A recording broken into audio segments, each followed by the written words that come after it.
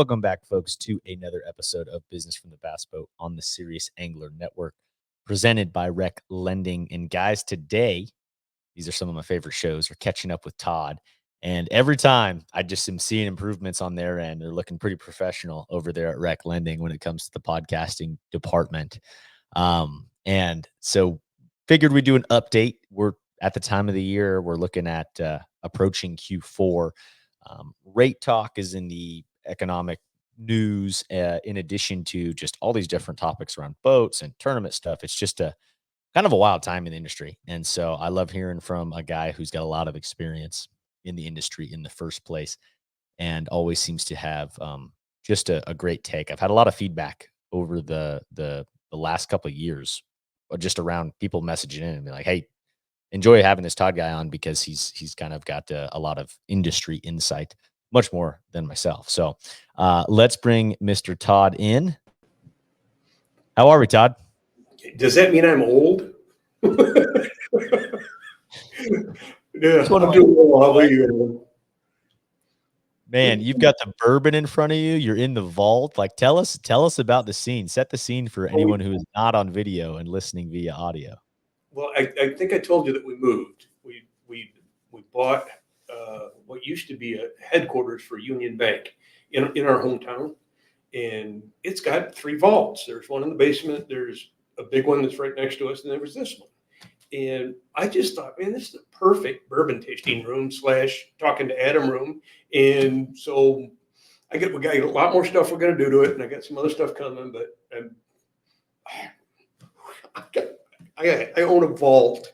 Who can say that? That's just too cool. Okay, I love it, man. Yeah, the bourbon vault. Like, I'd imagine this becomes an almost daily ritual for you. You get to come hang out in the bourbon vault. You know, my son and I, and someday you get to meet him, but sometime around 3 or 4 o'clock every day, he'll come in, and we pour a bourbon, and we run down the day, plan the day for tomorrow, kind of look at what's happening, what's going on, and what father gets to spend a half hour specifically with your son every day? And it's cool. It's cool. That's really cool, man. Good for you. That's great to have, great relationship to have, and to be able to talk about your business and everything every day over a bourbon sounds like a great way to end the day. Yep. So what about you? You know, we have a really hard time ever hooking up. I mean, we seem to miss each other in calls and texts and that other stuff until when we finally do. It's like I just talked to you yesterday. Oh yeah, then it's like a little marathon. Exactly. So I don't know. So how about you? How's life been? Life's been good, man. I am dealing with some motor issues that we kind of talked about off air, so trying to figure that out.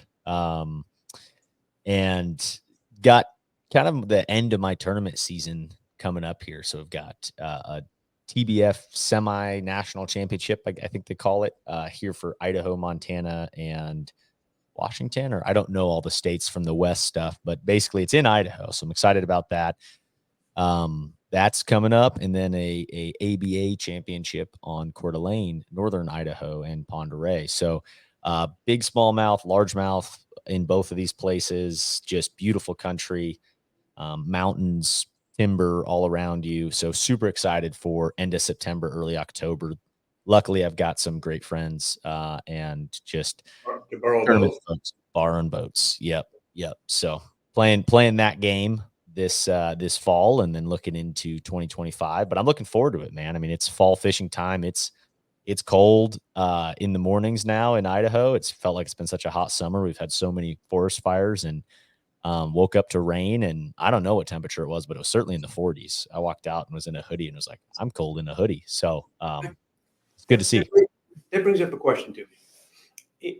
Do you think, I was talking with my partner about this the other day, do you think it's water temperature that triggers these fish in the fall, or is it the daylight difference? I think it's daylight. I've thought that with the spawn more so than I had previously.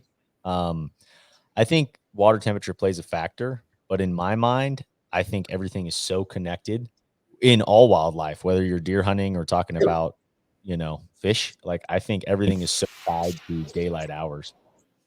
Well, we fished a derby last weekend, and in our mind, we had a couple of cold mornings, but it really hadn't gotten cold. And the fish were just wadded up like it was fall. And the water temp hadn't dropped to 72 degrees. I mean, so I just start thinking about it going, they're already grouping up. It's got to be the daylight. It's got to be the time of light in the day. So I don't know. I agree with you.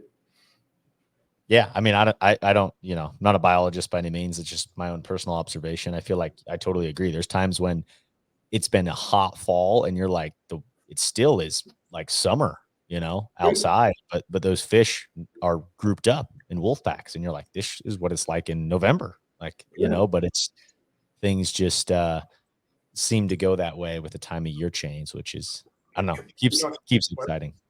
While we're talking fishing, man, is this industry got his panties in a bunch over forward-facing sonar, don't they? Oh my Lord. Holy cow, man. It has been the topic.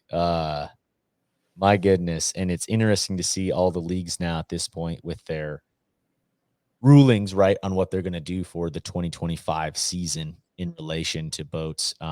We just had on Business from the Bass Boat, specifically Trent Palmer, who's an NPFL champion, has a business in the fishing industry with electronics on, and getting his take on everything. I really see both sides of it. I really do. I think that it is a topic that is just like way blown over proportion at this point. And I don't know what it would be like to be a graph company right now, like on like, who do you support? Who do you not support? And oh man, it's pretty wild out there. I see. I keep thinking, man, they're biting one of the hands that feed them. I mean, those electronics companies pour a lot of money in our industry. A lot. I mean, for crying out loud, every boat now has got 25 grand worth of electronics on it. You start limiting that, and I mean, I don't know. You know what? I've seen the flasher come in. I've seen the paper graph come in. I've seen the Vexilar for ice fishing. I mean, they said that ice fishing would never be the same after the Vexilar. We'd empty out all the lakes. I've seen Loran replaced by GPS. Side imaging in Alabama rig. All this is just going to absolutely decimate our fishing populations. And I don't think we're giving the fish enough credit. I think they get wise to it. They do. I mean, right now you see it now. Now. They'll run. I mean, up here, I've been using it for 6-7 years, but on some of the lakes I fish all the time, they run from it now. I got to stay back. Dude, yeah. I totally agree. I think we do not give fish enough credit when it comes to, I mean, it's the same. I just view it so much, draw so many similarities to hunting and fishing. Mm-hmm. It's the same thing, like pressure, right? Like fish see and feel pressure and predator sense. And a fish eats the A-rig enough times, or see their buddies get yanked all the time, like they stop eating it. We've seen that happen. And then you see the same thing with like this minnow perfectly landing on my head. I'm only going to bite that a couple of times, and I get it. It's a super finesse tactic, and those are the ones that kind of outlast everything. But like, I'm seeing the effect personally, like on lakes where guys are doing this, or take it's a 3-day tournament, and you spend the first 2 days on this group of fish. By the third day, man, like you are throwing at them, and they are like, it's 1 in every 50 that are biting now, instead of 1 of every 10. So I agree. I think those fish get wise to it, and it's a cycle like anything else. And hopefully what it does is it pushes all those fish back to the bank, and then you can kind of go beat them on the bank. Right. I think I like the limiting the number of units or the screen size stuff. I kind of like that, just because, I mean, some guys are taking it to the nth degree. I mean, you don't need 5 transducers on the front of that boat. I mean, I think that's taken a little. So, what was the deal with the trolling motor on the power pole? What is that? Yeah. So basically, the whole deal is you're starting to see it. I saw it last year at the Toyota Series Championship, a couple of them, but that came from the crappie world. But basically, it was 2 like 30-pound thrust trolling motors that would be attached to your power poles. And so you'd put your power poles in the water or halfway down or whatever it may be while you're just fishing. And they were brakes essentially. So like you'd have a pedal just like you would for your power poles that could stop you or put you in reverse, but it's not off of your front trolling motor, right? So if you're sitting there looking at one, you can back up or you can stop on an instant rather than turn your trolling motor at the front and have that, blow that fish away. Yep. You know what I mean? So that was the thought process there. I mean, I agree. I think I'm all for the limitations. I think that there was a proverbial arms race, if you will, when it came to Sure. graphs and all this technology. And it's just like it's already so expensive. And then you add in, you feel like you need more and need more. And it's like realistically, I think we all know um, the best in the world at this can get it done with one graph and one unit, we just like to justify adding all these small percentage gains. Um, and so I think a lot of that was also due. I mean, I think about just from the danger perspective of how big these graphs are getting. I mean, you already have blind spots on your boat when you got a 22-inch graph on the bow of your boat and you're running down the lake, like can't really see, You put a 3-stack on your console or a 3 array. I mean, you really can't.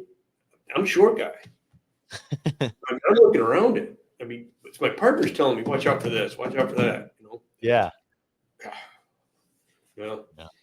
I think I just ordered my new one, and I think I'm just going to simplify it a little bit. I think I'm going to put a 16-inch Garmin on the console. Yep. I can navigate from that, and I can still side scan and do whatever I want to with it. Give me 2 8-inch screens, I guess. And Yep. then I think I'm going to do a 16 and a 12 Garmin up front, and then I'll do perspective and forward facing on one of them, and use one just for mapping, and just try and I don't know.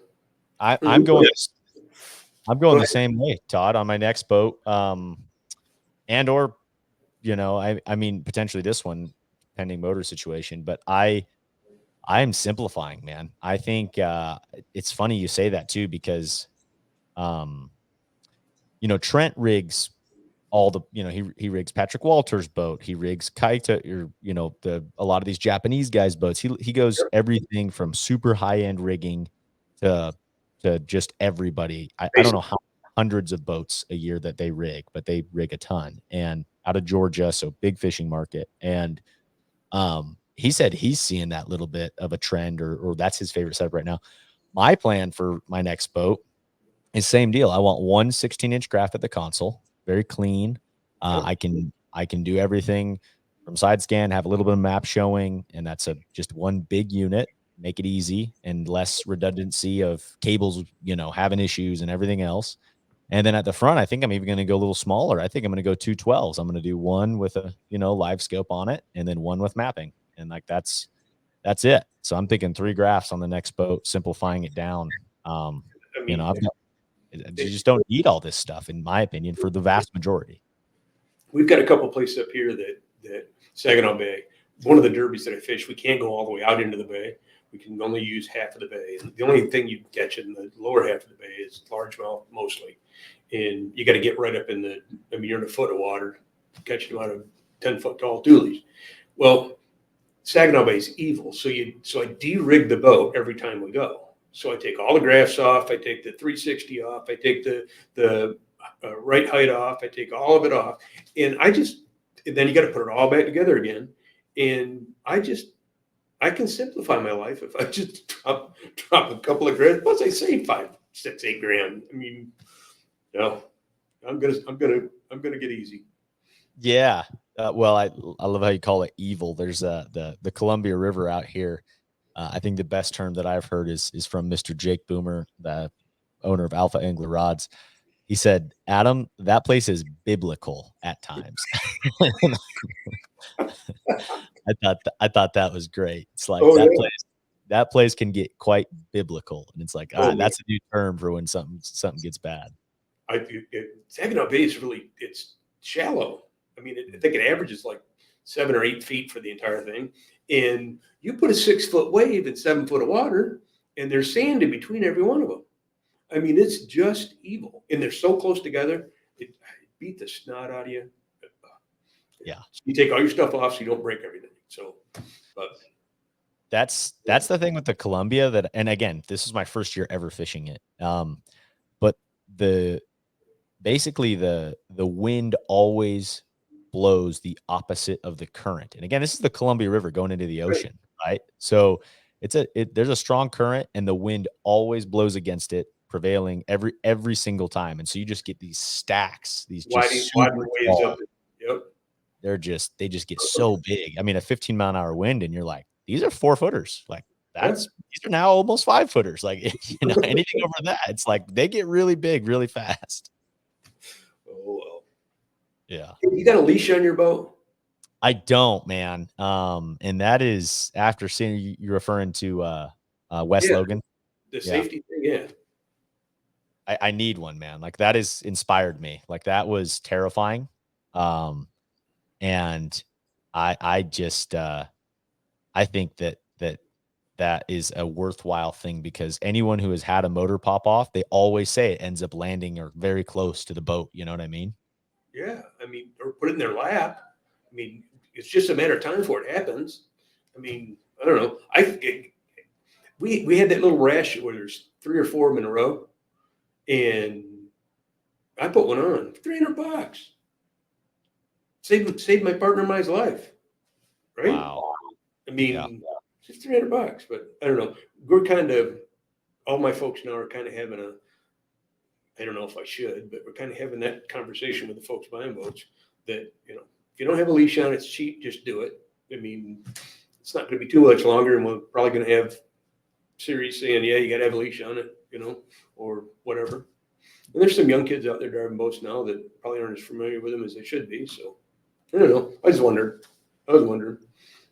I think it's a super worthwhile thing, man. On my list to order for 2025, to be honest. Just like you said, there's too many times wood half sinks, right? Docks, hitting anything. I mean, anything at speed, the motor just it's designed to come off, right? Like first step is to drop the lower unit. If you hit it hard enough and you're going fast enough and doesn't have time to do that, the whole motor just is gonna flip upwards. And so a $300 something to save your life, like, and then the best part is you just transfer it to the next boat. It's not like you know. Yep. You only got one. And Oh it's no. just a big chain, right? It's just a big chain or a big like It's a cable. It's a okay, plastic coated cable. That's what it okay. looks like anyway. Yeah. I think the one I bought was the DD22s, Mhm. and you can buy them to match your boat or match your motor or whatever it is. But so it takes 10 minutes to put one on. It's not like Mhm. it's a hard thing to do. But I don't know. I was just wondering. Maybe wonder if I was being a little overprotective, but I don't think so. I don't think so. Oh man. These things go 70 miles an hour. Like you may as well have some protection and caution. You know, they're race boats with a fishing platform, right? Like that's what these things are. So I've struggled with my boat this year trying to find the right prop. I mean, Mhm. I've been through 6, 7, I don't know, maybe 8. Yeah. And Mercury Racing, I've got a 300R and on a PHX 21. And Mercury Racing kept telling me to put this 24 Bravo or the Bravo FS1 24 on it, the 4 blade. Kept Mhm. telling me I couldn't find one. So I'd try this or I'd try that. And finally got my hands on one and changed the entire character of my boat. It just came alive. I mean, Really? it's so impressive. I mean, the boat just lifts now. It's from 40 to 70 is magical. It's just I changed the entire character of the boat. Got to drive it a little bit. It's a little flaky, but it's fun now. It's fun. This exact same boat I had last year. This boat is the exact same thing I had. And I put a 4 blade on it, standard Merc prop, let her go. And the boat just ate it right from the get go. I mean, it was 81, 82 miles an hour right out of the box. I thought I'd do that with this one. And no, it didn't. Not at all. So I don't know if it's some changes they did to batteries or weight in the pack or something like that. I did put quite a stack on the front, so maybe that'll eliminate some of that next year. But I love it. Run like a scalded dog now. I've heard those 4 blades are awesome, man. I have never run a 4 blade, but a lot of buddies do, and they really, those are like, that's the prop right now, from everything that I understand. That exact one, the Bravo FS1. You tried to. My partner, they work at a dealership in Montgomery, so he got a 23 Mhm. 3-blade in and ran it over the lake to try it. And he told me in no uncertain terms was I ever going to drive that prop. He said it was spooky. He said the boat was just a handful. So I thought maybe a 24 would do it. So if I found a 24, it's wonderful, absolutely wonderful. Love it, love it. Good for you, man. Yeah. Well, we are in time. We're in the time frame of, I guess, we're looking at Q4 right now. Yep. This is right in our conversation with Serious Angler when we start digging into our partnerships for 2025. We're in. Huh? We're in, Awesome. by the way. Okay. Love it. Love to hear it, Todd. Good to hear. Out live too. We love to hear that. And so this is our time frame of we've been talking to, quite frankly, a lot of boat brands and hearing how boat brands are doing. Bailey, partner in the Serious Angler podcast, he's looking at a boat right now. He's looking at a couple of boats. And so we've had a lot of conversations with dealers and just different things over the last couple of weeks that man, first of all, used boat market seems great. Seems like you can kind of snag a deal right now. But I wanted to get the take from you. You're talking to these dealers all the time, just in your business and finance and everything else. What are you seeing out there? And what's your take on, we're rolling into the end of the kind of the season, right? We're talking Right. Q4. I think there's two dealer experiences right now that are out there. The ones that are still struggling and the ones that are just absolutely knocking it out of the park. And I don't know if that's a dealer mentality or it's a process thing or they just got great folks. I don't know if that's the case, but they're either not doing well at all or they're really killing it. And I think that's the same thing with the manufacturers. I mean, there's some manufacturers that most of the 24 products out of the field now, out of the dealer's inventory. So there 25 looks like a real fresh order, and there's some that aren't. And I think rates are coming down. You and I talked about that, and we started doing a lot of refi stuff now. And I think that as the interest rates begin to come down, I anticipate that it'll start taking some of the pressure off some of the dealers and some of the manufacturers because I don't think that Bass Cat, for instance, most of Bass Cat guys are probably half of them finance a boat. The rest of them write a check. Okay, Right. They're very established boat buyers. They know what they want. They don't trade boats all the time. They don't change things all the time. So I think, like in Bass Cat's case, I think that they're probably not having a banner year, but that's not because they're not still making a nice boat or because they've lost any market share. The dealers aren't doing their thing. I think it's because those customers decided I'll wait one more year to do this and let things settle out as far as the economy, the election, all that other stuff. So did that make any sense? Yeah, no, it does. I think anytime, and certainly in the real estate world right now, these so outside of fishing and podcast and everything else, right? My work is in farm and ranch real estate, these ranches all across the western states. And so a lot of these buyers are high net worth individuals, family offices, those types of things. And that's a common conversation I've had right now is, yeah, we're not quite sure if we want to sell or we were really interested on buying a place, but we just want to hold off, right? Like the election, a lot is up in the air right now economically, and so we're just going to kind of kick the can down the road and check back in this spring, kind of a thing, right? And so I think you see that everywhere of kind of uncertainty. You don't know what things are going to look like for your business or whatever it may be post election and changes. And so it's an election year. I think that's part of it. And we've had a long time kind of high rates for such a long time, and any business that's affected with that, it has been feeling some pain. I mean, their interest expense has gone up significantly in the last couple of years compared to what it was. And so, I think we got some more interest rate drops coming. I think we got one coming up real quick. We may have one or two before the first of the year. I think, to be honest, I think that's all election driven, because I don't think the economy's got any better, but that's fine. We'll take it. And gosh, I think Cody said that they did 19 or 21 refis just today. holy cow. So just that slight dip in rates. I mean, the rates have come down, right? I mean, difference between, well, for instance, 1% interest over a 15-year loan is on a $50,000 loan. That's like $8,000 in interest. I mean, it's a real number. And yes, it's maybe it's only $30 a month difference in the payment, or $40 a month difference in payment. But now the guy can, instead of having 14 years left on his loan, he can have 8 years left on his loan. So I think or they can have a lower payment while everything's cost too much money. But no, I think rates are going to keep coming down, at least in the short term. So. And that should help everything, right? I mean, that should help some of these new boats that are sitting, right? There seems to be kind of that still a lot of inventory out there, from what I understand. Yep.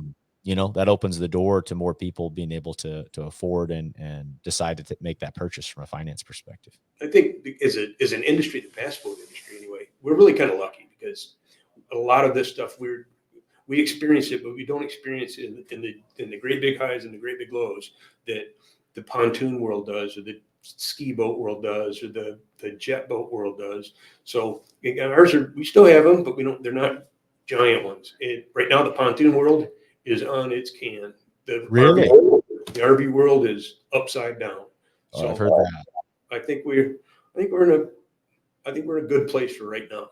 But I think all the manufacturers are already planning pull through stuff, promotions that'll help pull the rest of the inventory that's in the field, pull people towards it, or at least get it moved on. I think they learned their lesson on that last year. Most of them did anyway. I don't know. I'm cautiously optimistic. November's going to tell us a whole lot, but I'm cautiously optimistic about the direction it's going. So, man, yeah. What's it like in the real estate world? Huh? What's it like in the real estate world? Man, it's interesting, and I'm a little different just because, again, the projects that we're working on, you're not trading a lot, but when you do trade, it's larger transactions. And so you kind of always have to look at it a little bit differently, because, for instance, my friends that are in the residential space, you're seeing like just slight rate ticks down have kind of revamped a lot of demand. Right? Yeah. So you're seeing some quick activity. And my, previous to this gig, right, mine was on the lending space, and I talked to some of my previous coworkers there, and same deal, like same as you're saying, refinances, like they're like, man, calls have been firing in just because of anyone who had bought when rates were higher, getting to that point to where they can refi. So they're seeing some demand there on the real estate side of things. The larger stuff, to me, it's the haves and the have-nots. What I mean by that is there is still a lot of dry powder out there with the ultra high net worth. And those folks, if it's the right place at the right time, there's no slowdown. If it's a ranch that kind of has everything, or if it's a farm investment or whatever it may be, that's right, they're all gas. The stuff that's smaller, that's your B class, C class stuff that maybe isn't quite as nice, and that where financing is involved, that stuff's still a little bit slower. And I anticipate that stuff to get better, but it just seems like the quality stuff moves no matter what's happening in the economy, because it's quality, and there's that select group of buyers that can do that. But things have stalled midsummer to me, but gosh, this last little bit, and it may be interest rate driven, I've been busy as all get out. And of course I'm trying to go fishing here in September, so we'll see how that goes. But Fix a motor too, right? Right. And that. So, no, exactly. So we've got a busy September, October ahead, no doubt, both real estate and fishing wise, which is a good thing. I'd rather be busy than sitting on my hands. So Sure. Yeah. You're making money. That's what it's supposed to be. Making a living. we're trying, man. We're trying. Yeah. Keep working. We'll go. I appreciate you.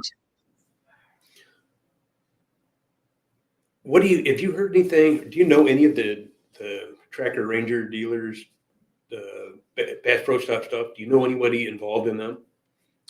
I know one group here. There are actually folks in Idaho here that are working on my motor now. That they're a Ranger specific dealer. Yeah.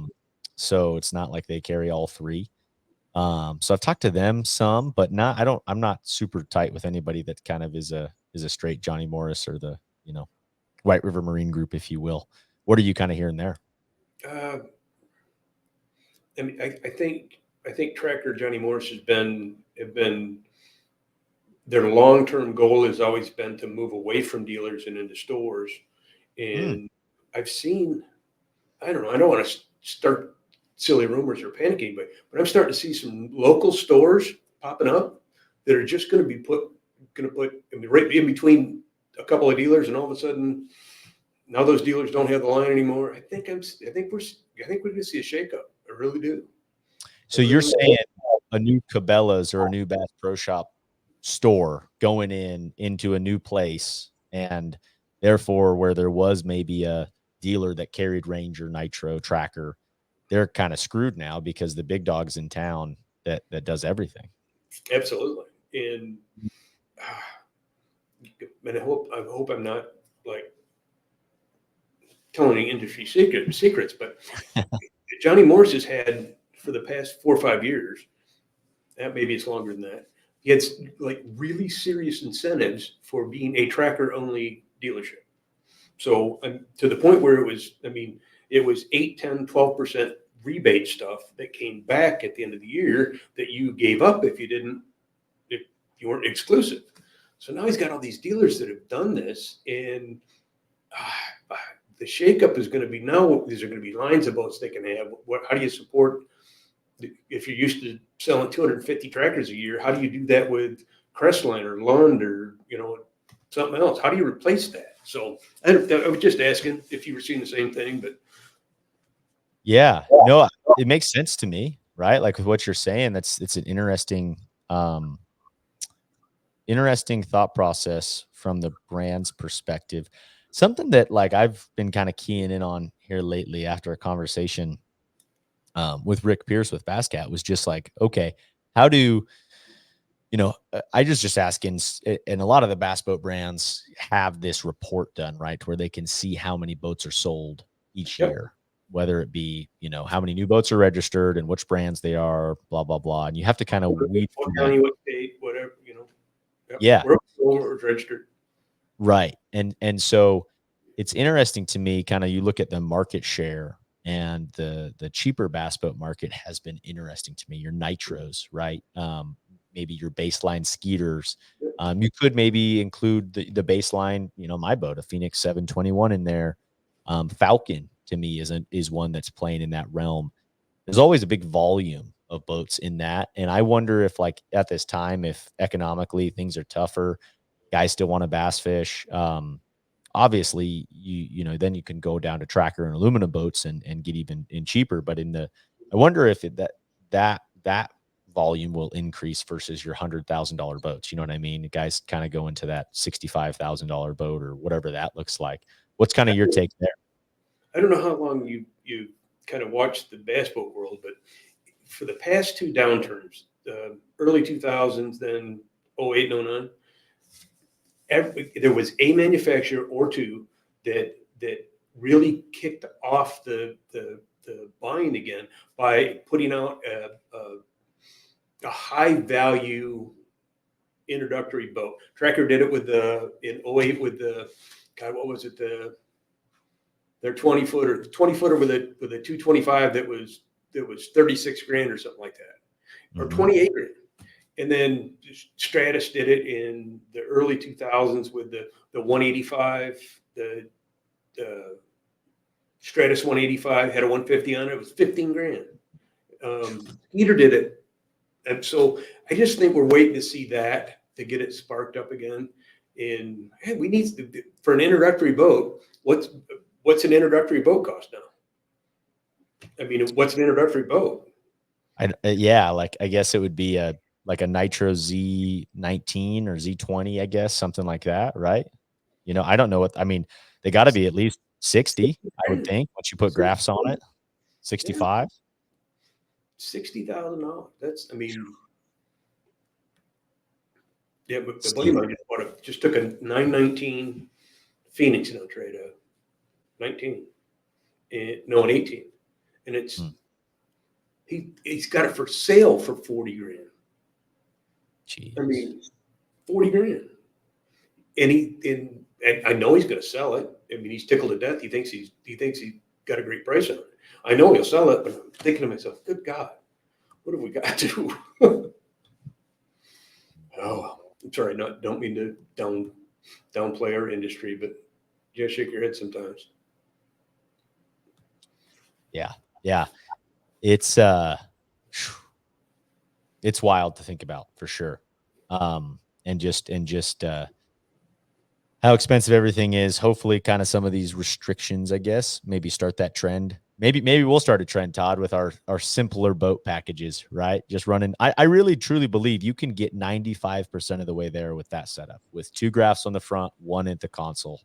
You are doing the vast majority of everything to compete. Absolutely. You know, I'm not one of the stare at your fish finder all day long forward facing guys. I use it to find, yes, I see fish on it, and yes, you fish those fish, but I typically use it to find that little difference somewhere, or the scattered weed or whatever it happens to be in, like the rock pile. This rock pile has fish on it. I'll fish the whole damn rock pile. Yeah. So, I don't need really don't need to, not for what I do. Yeah. Now, Yeah. if I was making some of their money and with some of those guys fishing, I guess it'd probably be a little bit more reluctant to give it up. But yeah, I'm okay. Yeah. So did you go Phoenix again this year as far as another PHX, or what are you running for 2025? Yep. I can't lie to you. I just like that boat. It's fun to drive. It's comfortable. It's probably one of the nicest riding boats I've been in. And I don't push a boat the way that I probably did at one time, but Sure. I don't have to. And it gives me, even if I want to put it up on plane at 30 mile an hour and bang around in 4-footers, I can do it, not hurt myself. They don't break stuff. So, in knock on wood, in both of them, I've yet to have a single hiccup or flaw in any of them. Wow. I've never had, knock on wood, never had a motor issue, never had a bilge pump go bad. I've never had a electrical problem. Had a battery go dead once. That's my own fault. If I don't charge it the right way, it's trouble. It's on you. Let me ask you. We're talking about. I mentioned batteries. Yeah. This year, I put 16-volt lithiums for my electronics. Okay. Have you tried that? I haven't. The 2 that I've looked at, I've seen in boats. I just have straight 3 12 volts as for my lithium. I'm sorry. What I have is, I have in the back of my boat, I have 5 batteries. I have a AGM cranking battery, and then I have a electronics specific lithium battery, and then I've got 3 lithium trolling motor batteries, right? That are all just 12 volts, your typical, but they're lithiums. Yep. I have heard of guys running the 36 volt or the 24 volt batteries for either electronics or trolling motor, but I haven't heard a 16 volt. That's super interesting to me. Well, if you look at all the graphs, they're able. I think that the highest one is Lowrance. They can go up to 19 volts. You can put up to 19 volts in it. And I guess the theory is that the more power you can put to it, the better and clearer everything gets. I think it is. I just can't put my finger on it. So Yeah. I don't know. Interesting. I've not had an issue with it going. It doesn't go dead. Yeah, I mean, you don't have issues, which is good. I can get a weekend out of it. So Yeah. Well, it's that time of year, especially in your world, where stuff gets really fun fishing wise. What's coming up on the docket for Mr. Todd fall oh fishing? yeah. So a friend of mine has a from the industry. He was the Johnson Evinrude rep, the OMC. He was the Suzuki rep. He finally retired. So but every year he gets a bunch of the industry folks together, Yeah. and he has a week-long party, and just a bunch of old industry guys, and I mean old. Most of them are old, and I say that with all the love I can, Steve. But he puts this week-long party on, and I go up. I typically, me and somebody else, will go up and take our boats, and they have it on Clam Lake, which is connected to uh, Torch Lake and Elk Lake, and I mean just some of the most beautiful, pristine fishing waters in Michigan. And I take the guys fishing for 3 days. And I'm going to go put them on the Torch River, and they're never going to get out of water less than 3 feet, or they're never going to get deeper than 3 feet. And they're going to get pulled out of the boat for hours on end, for all 3 days, and my ribs are going to be bruised, and my hands will be raw, and my shoulder will be sore. But it's going to be the most fun you can have. Most fun you can have. It's this time of the year they just wad up in this river, and it's Dumb. if you there's these ditches that are on the side of this river anyway, but it runs for quite a ways. It's probably a mile and a half or 2 miles long, and you can put the live scope in this ditch, and it looks like a daggum hockey game. There is fish I mean, they are everywhere, and and and and they fight over the bait. There's that many of them. It's just so much fun. So I'm going to be doing that until next Tuesday. I'm anxious. I'm going to have so much fun. And then we're going to go to Sheboygan, which is, you know where the Mackinac Bridge is in Michigan?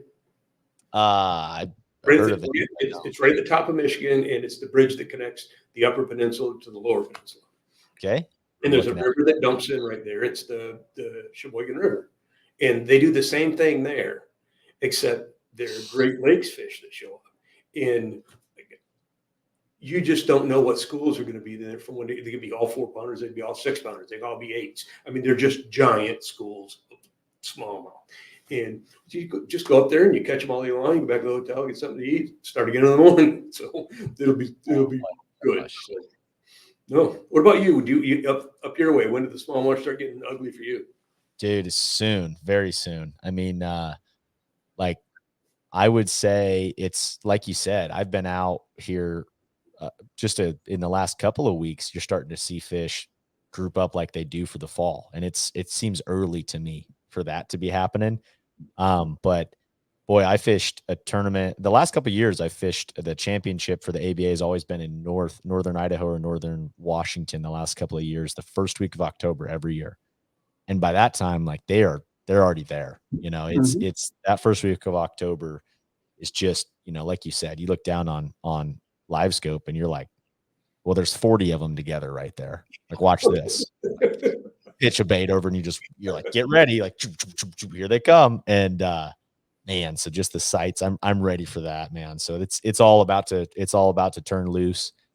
Super excited for that. And same deal. I mean, they're not Great Lakes fish. They don't get grouped up like that, but they group up and it'll be a bunch. When does your season typically end? Yours? Like when I'm done fishing for the year? Yeah.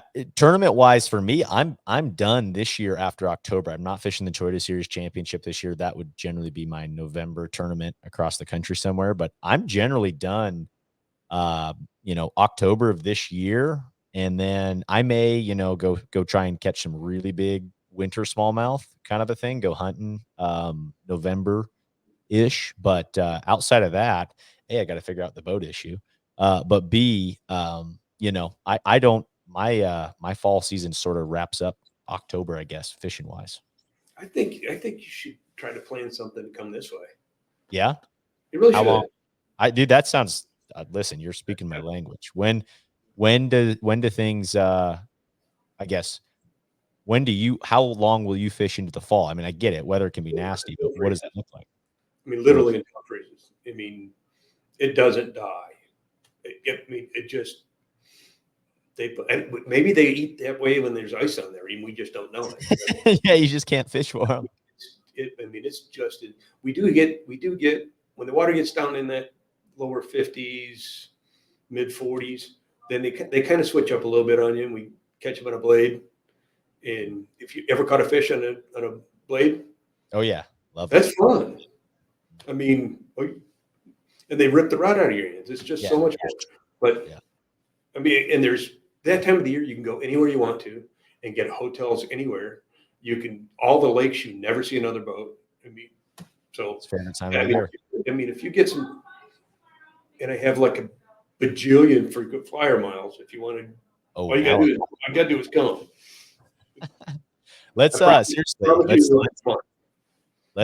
let's text after this and figure out some potential dates, man. That sounds like an absolute blast. I haven't fished in that, I've fished some of the stuff in the Northeast. Your Lake Ontario and St. Lawrence River and Champlain, but I haven't really spent in I'd that like to big. do that today too. Just It's after watching these last two derbies, that was insane. So no, it's nuts. I break my heart catching 5-pounders all day like that in a derby anyway. You know what I mean? In a derby, yeah. No. Well, good, man. Let's get that on the books and let's seriously think about that this year. What just for folks, I guess, that are interested, sounds like, which is a good thing. I mean, to me, you are a leading indicator, I guess, is what I would say within the finance space, because if you're seeing a bunch of refis and that sort of a thing, in my mind, what that does is it pushes things to say that, okay, if rates are coming down now, hopefully boat dealers and everyone else, it'll ease up there, in the next couple of months and into 6 months from now. What is your take if someone is interested? I mean, obviously we link everything RecLending wise from a refinance perspective, but what are rates looking like if someone is considering refinancing and or buying a boat with things looking? Well, to be honest, I just had this talk with Cody, my son, Yeah. and the conversation was, now we're taking people from upper eights, middle nines, down to from 7.5 to upper sixes. Okay, so that they're losing 2.5 points. Okay, that's significant, but we know it's going to come down more. And he says, why don't we just wait?